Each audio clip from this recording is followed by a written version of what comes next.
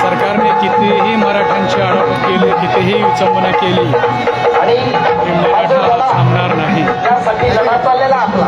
तो लढा कशाचा लढा? आरक्षणाचा लढा आहे.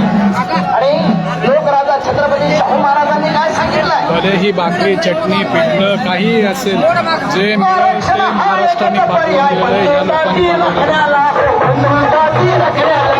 लोकांनी हा बिस्करी पाण्याचा